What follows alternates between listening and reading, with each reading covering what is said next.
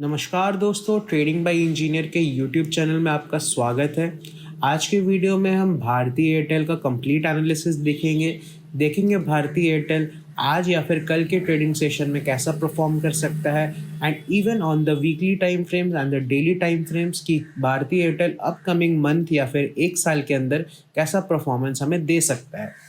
तो करेंटली अगर हम भारती एयरटेल का फाइनेंस अगर देखें तो हम भारती एयरटेल का अगर करंट प्राइस देखें तो 1500 के आसपास ट्रेड कर रहा है एंड जो इसका बुक वैल्यू है वो 150 का बुक वैल्यू है।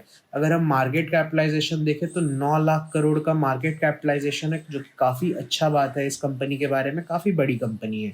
अगर हम इस कंपनी की पी देखें तो 65 के आसपास ट्रेड कर रहा है, जो कि इंडस्ट्रीज के अगर आप कंपेयर करो तो इक्विवेलेंटली सेम है।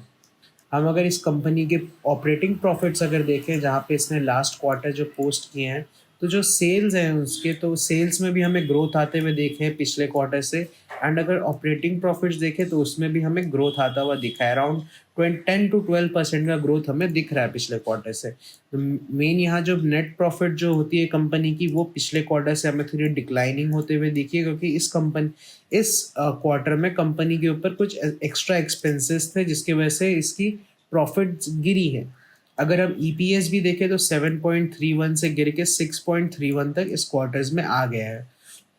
अगर हम इस कंपनी की बैलेंस शीट देखें तो इस कंपनी के पास जो रिजर्व्स है वो 84,000 करोड़ के हैं एंड जो बोरोइंग है वो 2 लाख करोड़ की है। तो ये थोड़ी सी चिंता वाली बात है, क्योंकि इस कंपनी के जो बोरोइंग्स है पिछले क्वार्टर से इस क्वार्टर में बढ़ी है एंड उसके पिछले क्वार्टर से भी इस क्वार्टर में इक्विवेलेंटली सेम है। तो ये कंपनी टेलीकॉम की है, तो इसमें ऐसा ही इंडस्ट्रीज होता है जिसमें आपकी बोरोइंग बढ़ती है थोड़ी। तो इसमें कोई ऐसा सच कोई डरने की बात नहीं है। सबसे इंटरेस्टिंग बात जो है, जो शेयर होल्डिंग कैटेगरी अगर हम देखें तो जो प्रमोटर्स हैं उनका 53% माल है उनके पास, एंड जो एफआईआईज हैं उन्होंने पिछले साल से जुलाई के 23 से जून के 24 तक अराउंड 4% का अपना स्टेक्स बढ़ा लिया है। एंड अगर आप इस क्वार्टर में करेंटली देखें तो 25% स्टेक एफआईआईज होल्ड करते हैं भारतीय एयरटेल के। तो आप समझ सकते हो, जहाँ पे बिग प्लेयर जहाँ इन्वेस्ट करते हैं वहीं पे बड़ा पैसा बनता है। तो भारतीय एयरटेल में काफ़ी एफआईआईज ने हम दबा के होल्डिंग की हुई है। सेम अगर हम देखें डीआईआईज ने तो 19% से 18% पे आए हैं। तो ये भी कोई बड़ी बात नहीं है, वो प्रॉफिट बुक करने के लिए थोड़ी क्वांटिटी स्क्वायर ऑफ किए होंगे। तो एफआईआईज और डीआईआईज दोनों ही इस स्टॉक में काफ़ी दिलचस्पी दिखा रहे हैं। पब्लिक का अगर देखें तो पब्लिक के पास से माल निकल रहा है 4% से गिर के पब्लिक के पास 2.93% तक आ गए हैं। तो अगर आपको ये भी पता हो कि जहां पब्लिक के पास कम माल होता है वहां पे स्टॉक का मूव होना ज़्यादा पॉसिबल होता है, क्योंकि रिटेलर्स को नहीं अमीर बनाना चाहते हैं बड़े इंस्टीट्यूशंस, क्योंकि सिर्फ इंस्टीट्यूशंस पैसा कमाना चाहते हैं। इसके चार्ट एनालिसिस के ऊपर आए तो हम वीकली टाइम फ्रेम अगर देखते हैं तो वीकली टाइम फ्रेम में हम देख सकते हैं 2024 से ये स्टॉक एक ट्रेंड लाइन का सपोर्ट लेते हुए ऊपर की तरफ हायर हाइज बनाए जा रहा था। एंड करेंटली जो स्टॉक ने सितंबर के मंथ में अपना ऑल टाइम हाई दिया वो है 1780 का। इस लेवल का हाई देकर ये स्टॉक 1500 तक फॉल आ चुका है।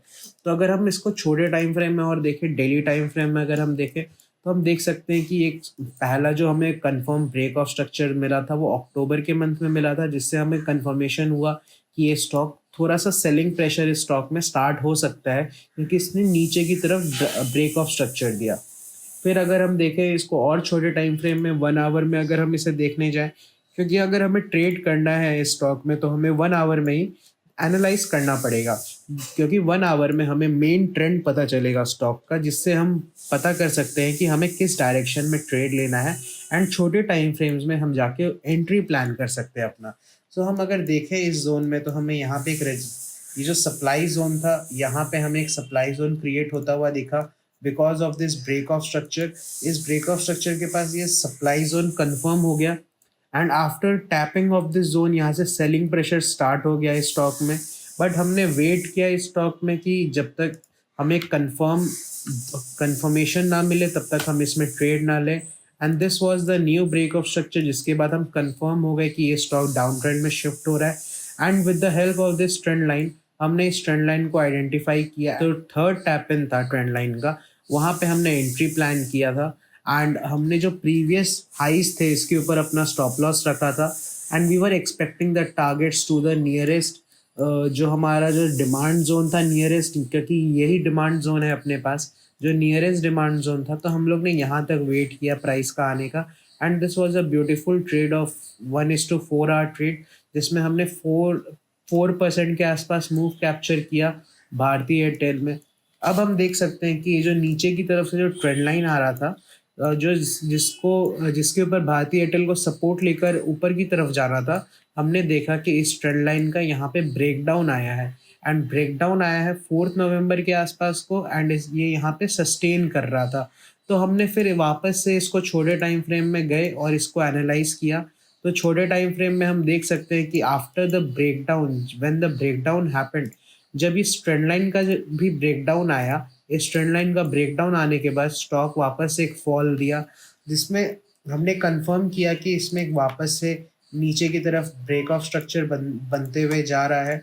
तो हमने फिर अपने लेवल्स को मार्क किए। उसके बाद हमने देखा कि एक ट्रेंड लाइन का रेजिस्टेंस है जहाँ से ये स्टॉक बार बार फॉल कर रहा है। हमने वापस से ट्रेंड लाइन को मार्क किया एंड थर्ड बार जब टैप इन हुआ, हमने यहाँ पे एक ट्रेड इनिशिएट किया एंड जो प्रीवियस हाइस था इसके ऊपर एसएल रखा।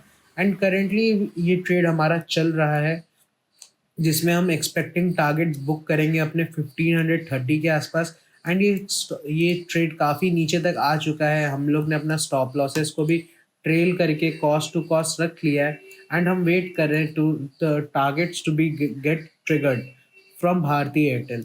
अब अगर हम इसमें करेंटली अगर इसमें प्लान करें कोई नई ट्रेड की, तो हम ये ट्रेड प्लान कर सकते हैं, क्योंकि एक अपर ये चैनल पैटर्न में फंसा हुआ है ये stock. So this is the channel pattern जो आप देख सकते हैं।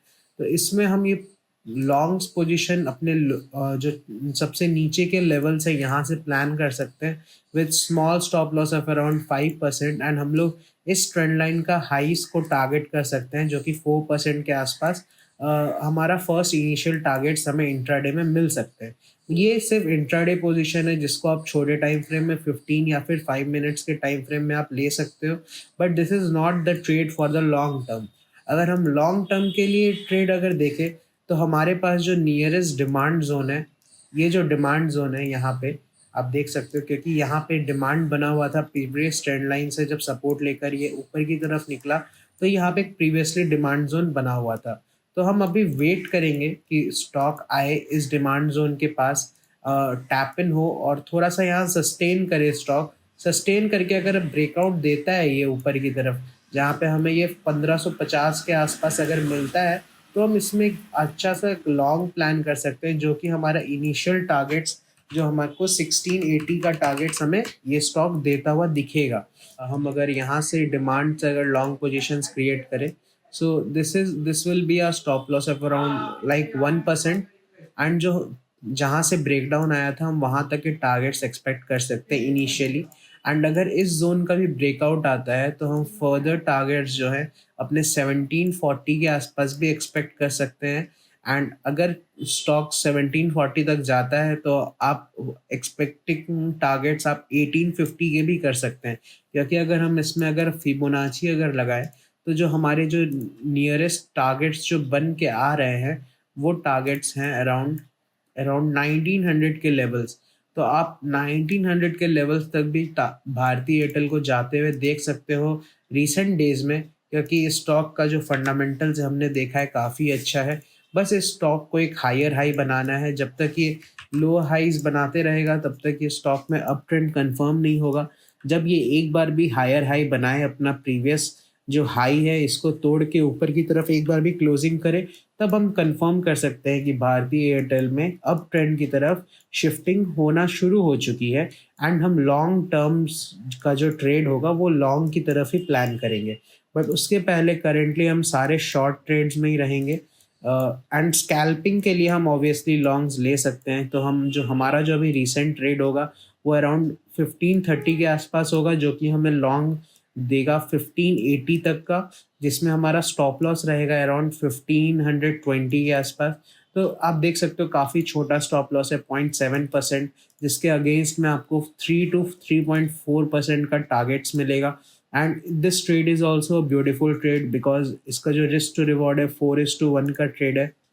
तो आप भारतीय एयरटेल को इस ट्रेड के लिए देख सकते हो अपने चार्ट्स में। और हमें कमेंट करके बताएं कि अगर आपको कौन सी वीडियो के एनालिसिस चाहिए, हम उस स्टॉक के एनालिसिस आपके लिए प्रोवाइड करने की फुल कोशिश करेंगे हमारे साइड से। And thank you for watching this video. Do like and subscribe and follow us for more update.